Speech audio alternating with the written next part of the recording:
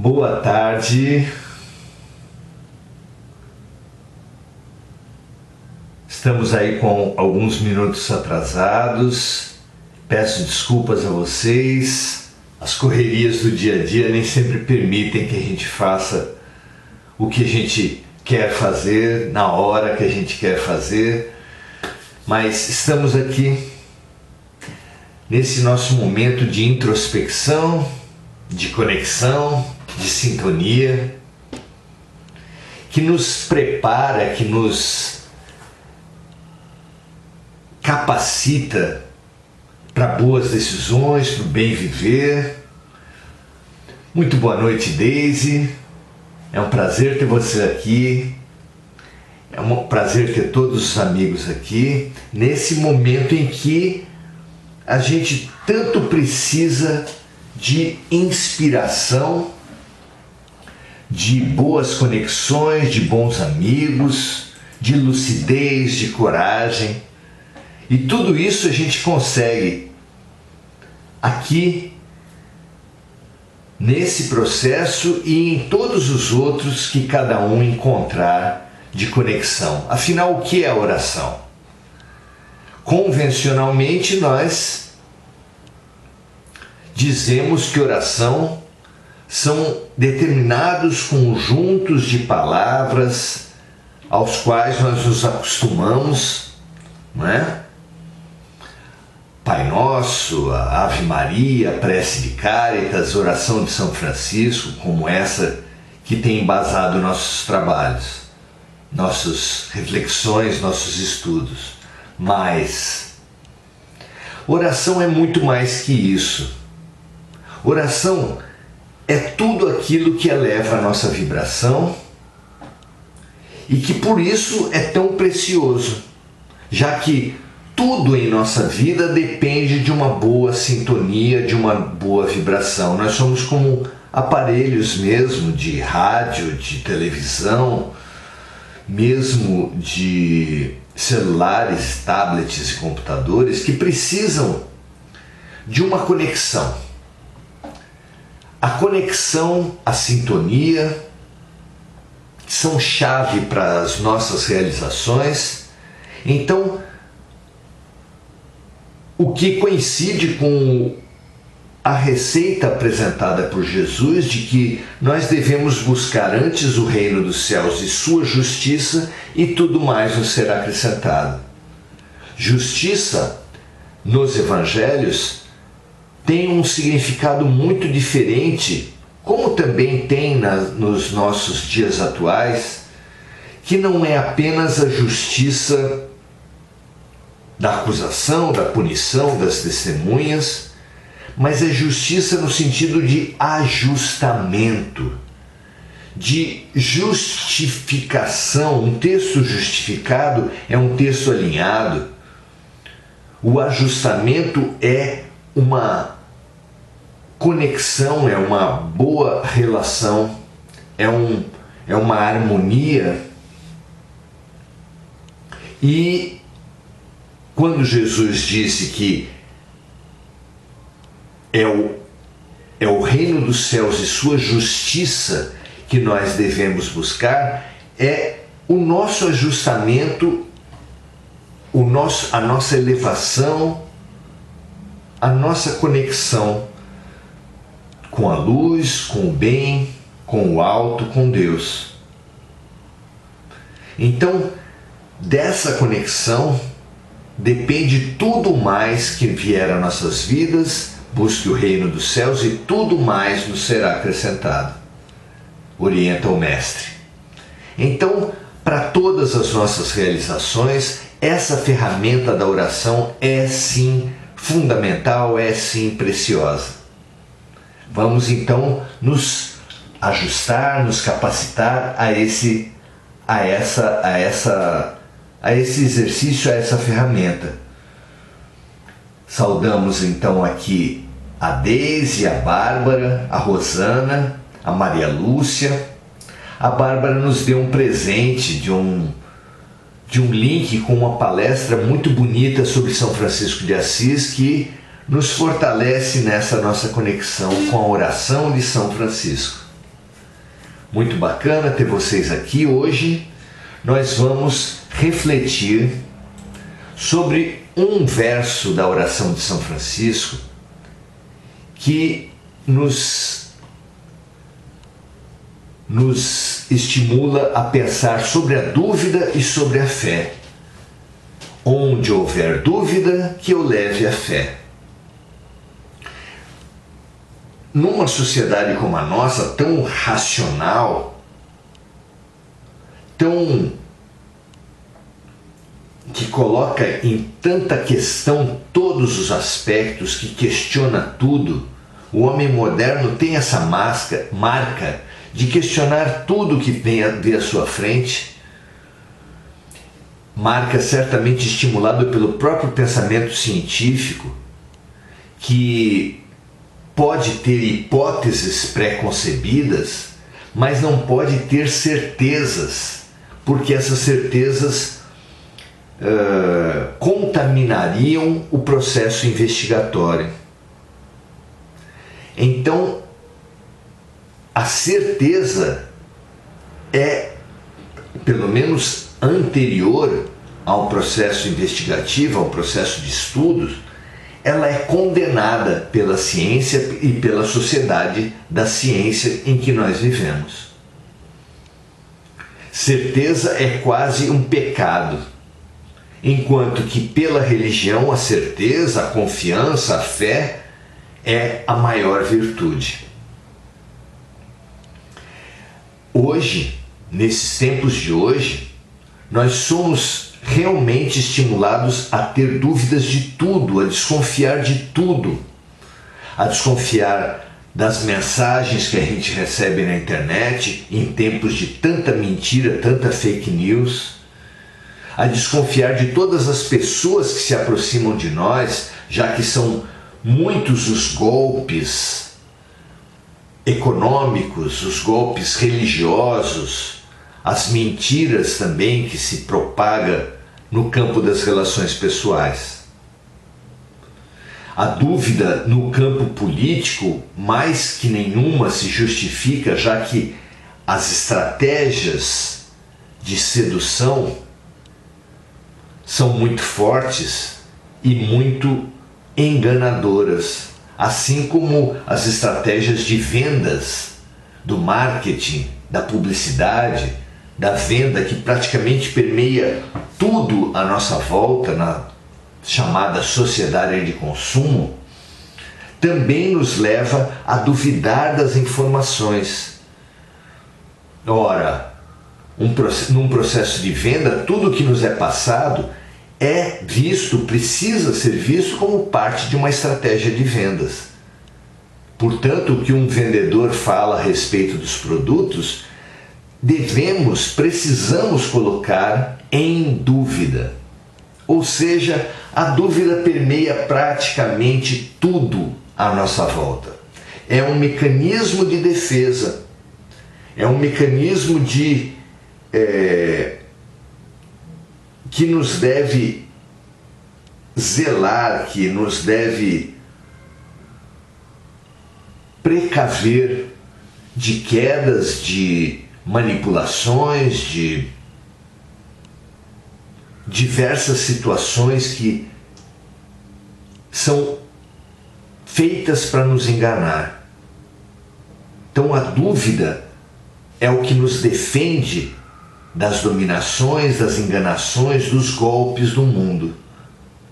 Assim como a dúvida científica nos favorece o conhecimento, a investigação, a pesquisa. Isso nós temos levado, tem sido uma conquista relativamente recente da alma, e faz essa situação toda com que nós alimentemos uma crença de que ciência e religião são campos distintos e inconciliáveis. Não é assim que a gente pensa? Parece que realmente não há como juntar duas matrizes tão diferentes, no caso nosso hoje aqui, uma alicerçada na dúvida, outra alicerçada na fé. Como juntar essas duas questões? Pois o Espiritismo veio enfrentar essa questão. Veio trazer a proposta, veio trazer o propósito da conquista da fé raciocinada. Olha só, a fé que nos era dada, nos era apresentada como um dom, pessoas que nascem como pessoas de fé e pessoas que nascem como pessoas sem fé, um dom de Deus. Com o advento, com a propositura da fé raciocinada, a fé passa a ser, como tudo que é raciocinado, passível de uma conquista. Nós podemos conquistar a fé, que deixa de ser esse dom, essa dádiva, para ser uma conquista, uma busca, um entendimento das leis que regem a ação de Deus na vida, no mundo, em nossas vidas. Não é à toa que o Espiritismo veio ao mundo através de um livro básico, o Livro dos Espíritos, que tem 1019 perguntas e respostas. Mesmo o Livro dos Médiuns tem diversas perguntas e respostas. Até no Evangelho segundo o Espiritismo também ocorrem perguntas e respostas. Ou seja, nós podemos entender a lei de Deus, como nós podemos entender a ação da natureza, da eletricidade, das diversas forças naturais, através do entendimento das suas leis. O entendimento da lei da gravidade nos apresenta, nos mostra, nos demonstra boa parte de como as coisas se movimentam, como os corpos se movimentam na Terra. O magnetismo faz o mesmo, a radioatividade, as leis da física vão explicando como é que as coisas se movimentam e se realizam na vida. Conhecer leis que alicercem, que expliquem a justiça, a bondade da vida, a bondade de Deus, a perfeição de tudo à nossa volta, é um advento moderno, é uma conquista única nas nossas vidas, que mesmo sem você precisar se filiar à doutrina espírita, será um grande ganho entender a lei de sintonia, a lei de ação e reação, a lei de atração, que aliás não são propriedades do Espiritismo, mas são já propostas, já anunciadas por diversas filosofias, por diversas correntes espiritualistas. Sim, a vida se apresenta por uma lógica. E essa lógica pode ser conquistada. Nós podemos fazer uma trajetória, então, da dúvida à fé. Já não apenas trata-se, então, de um pedido a Deus, onde houver dúvida que eu leve à fé, mas de um processo, de uma propositura que nós podemos fazer a nós mesmos. E essa trajetória vai se dar através do estudo das leis da ciência, porque Deus age em nossas vidas também através das coisas, dos corpos, da matéria, e através das leis que regem o espírito. Nós que muitos de nós nos tínhamos incompatibilizado com a ideia de Deus, por não vermos justiça, por não vermos bondade, por não vermos coerência em muitos fatos da vida, podemos agora nos reconciliar com Deus através das leis apresentadas pelos Espíritos, das leis que embasam a fé raciocinada. Por exemplo, como entender, como aceitar que Deus exista se crianças nascem passando fome, nascem com doenças congênitas, são abusadas sexualmente com muito pouca idade? Como compatibilizar a ideia de Deus, de justiça e de bondade perfeitas com fatos tão impactantes? Não é verdade? Realmente, para quem não admite as múltiplas existências, as vidas sucessivas, a fé acaba sendo uma imposição, acaba sendo um dever, algo irracional, impossível de se compreender, sendo apenas uma proclamação, uma imposição. E isso é quase que incompatível para uma civilização que alcançou a ciência. Como assim? É assim porque Deus quis, é assim porque é assim porque é um dogma. Não há como o homem moderno, o homem racional, o homem científico aceitar uma coisa assim. E mesmo nós, a pessoa comum que está angustiada por um fato incompreensível que teve na sua vida, porque um filho faleceu, porque eu tive um filho portador de necessidades especiais, porque eu tenho uma doença incapacitante para a qual eu não concorri, eu não fiz nada que gerasse essa doença e ela veio para mim. Como compreender esses fatos da vida que descem sobre as nossas cabeças sem que nós tenhamos feito nada para isso? Como compreender uma antipatia gratuita, uma simpatia gratuita, os amores à primeira vista, os ódios à primeira vista? São muitos os fenômenos que a ciência não explica e que nos intrigam e que nos desafiam,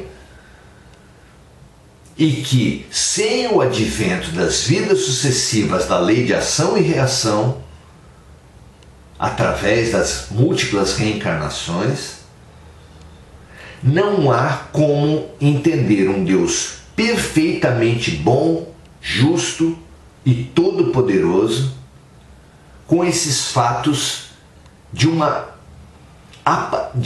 que aparentemente nos sugerem uma total injustiça.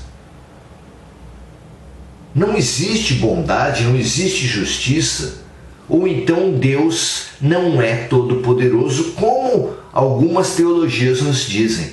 Porque aquelas pessoas que acreditam que Deus é responsável pelos fatos bons, mas que todos os fatos adversos têm origem numa entidade adversária de Deus, que recebe muitos nomes, o demônio, o diabo, o capeta, etc.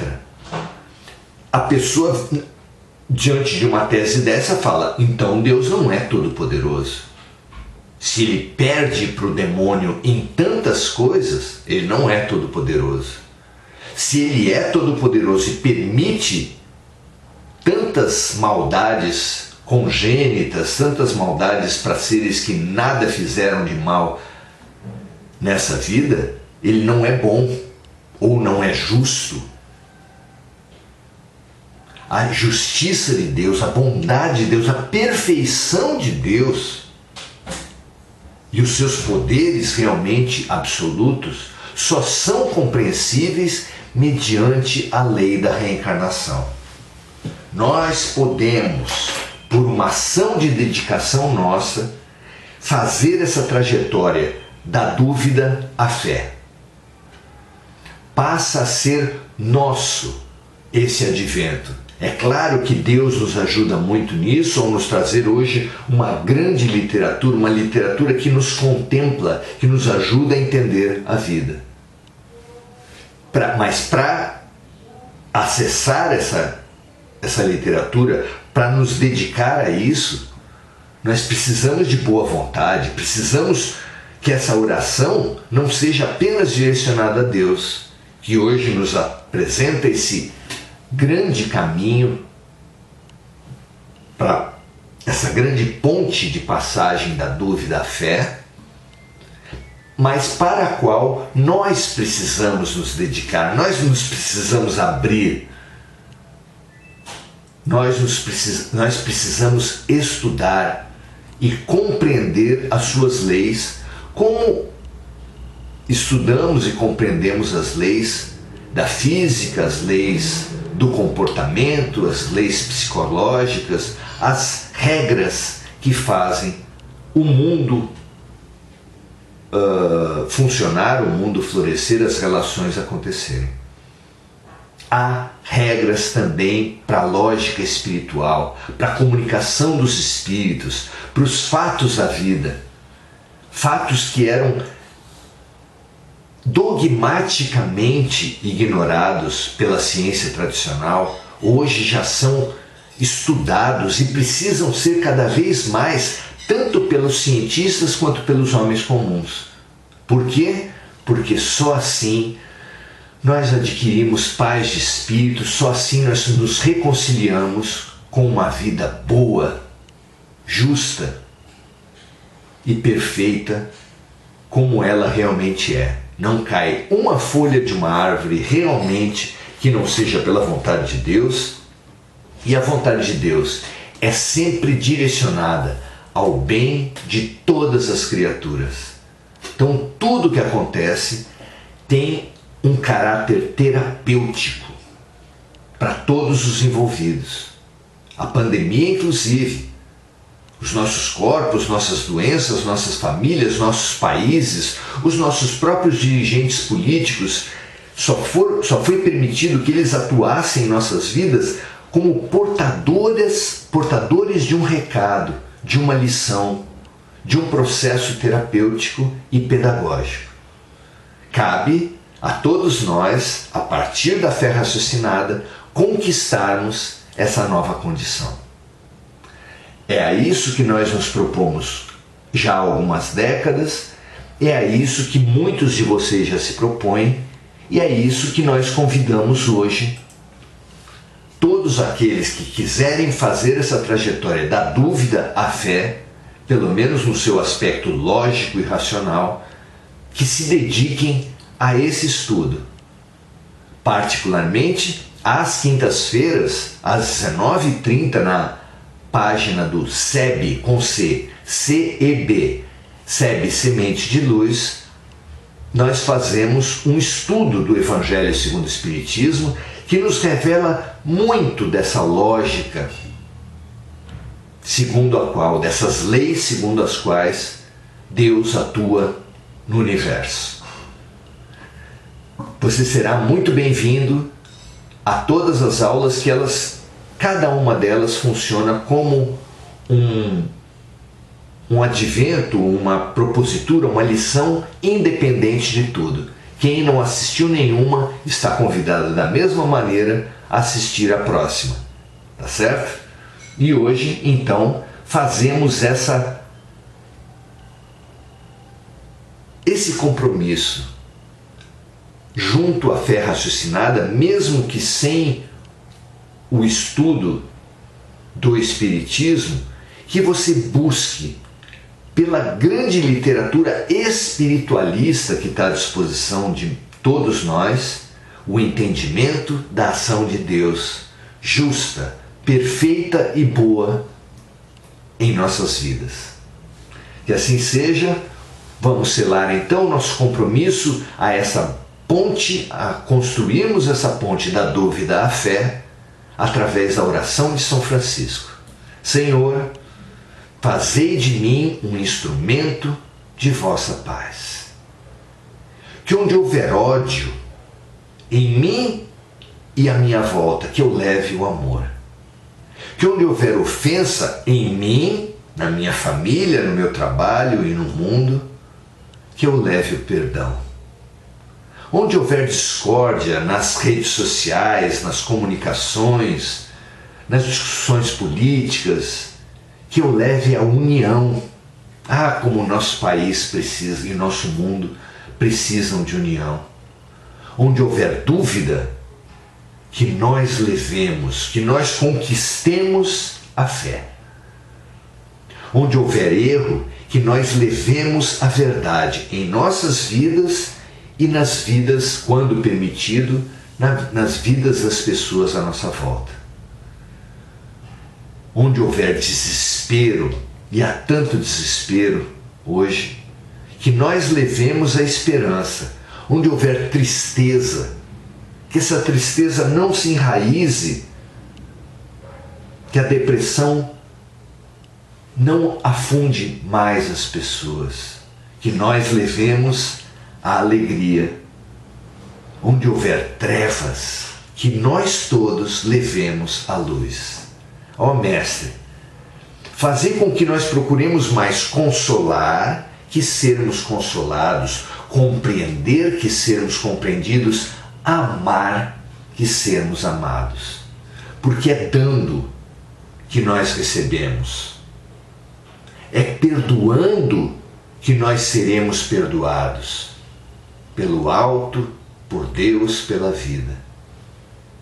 É servindo a transformação de todos à nossa volta que o alto, que Deus, que nosso anjo da guarda terá mais condições de ajudar na nossa própria transformação, na perspectiva da vida eterna.